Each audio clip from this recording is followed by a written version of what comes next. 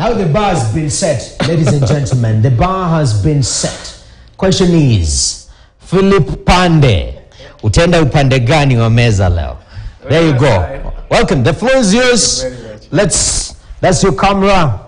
Shoot your points straight up and clear. That camera too. Very well. Pretty much converging with what my colleague in the space says, and that's Ken Gishinga. We see more of revenue projection increasing by about 401 billion, and a reduction on the deficit from 5.8 to 4.4 of the GDP, which is a commendable exercise on the part of the Kenya Kwanza regime, and I think that's my foremost hit.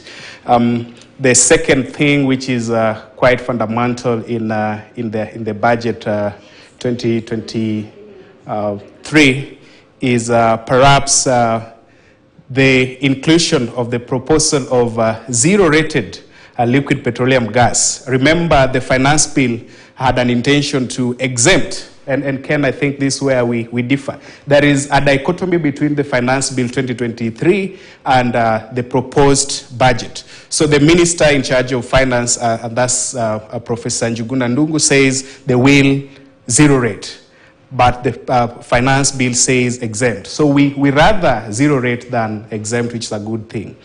The other thing which is fundamental, which is of course a miss in this aspect, is budget does not reflect bottom-up conundrum that this regime has talked about in many ways. There are no guardrails. One significant thing is the reduction of the safety net, the social security funds, from 33 billion to about 31 billion, which is about 6.7 contraction, while we know, for example, that poverty and extreme poverty is the other miss, or perhaps joining this into the final thing, which I've mentioned, is the safety net, down by 2.25 billion. 2.25 billion from 33.4 billion, which is an equivalent of 6.7%. And on the same note, I mentioned that the spending in youth development services down from 1.65 billion to 1.21 billion. Perhaps the largest, 26.7%. We need to see at this particular time more spending in youth development services, because that is the largest cohort of the forgotten bottom millions, and the bottom-up economic model should basically be taking care of this regime. Okay. Philip, very well. Briefly, perhaps come Tuesday, what should the MPs be very careful about as they go through the third reading? The third reading pretty much should be passing and endorsing what happened in the second reading. But for me, it would be a focus on providing guardrails, providing safety nets within the budget. You can't have a budget that does not provide for safety nets.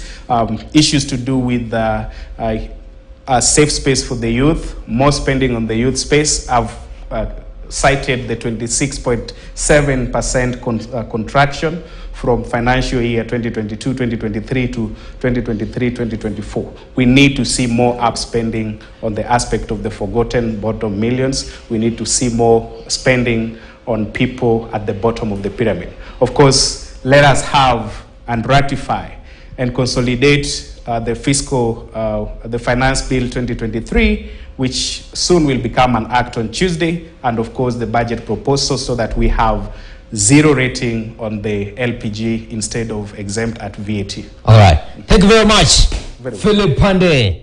You've done very well, sir. I see you guys are learning very well from each other. Ramogi, can you get me from the other end of the studio? How do you think they did out of 10? Rate them.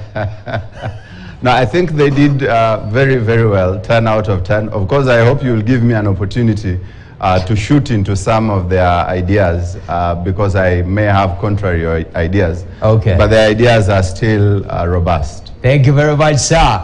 We definitely will give you an opportunity to respond to these claims made here in regards to hits and misses and some of the for the third reading. Right now, we take a short break right here on Business Today. When we come back, further dissection because we have plenty of surgeons rather, in studio. All right, let's take the break. You guys have done very well, man.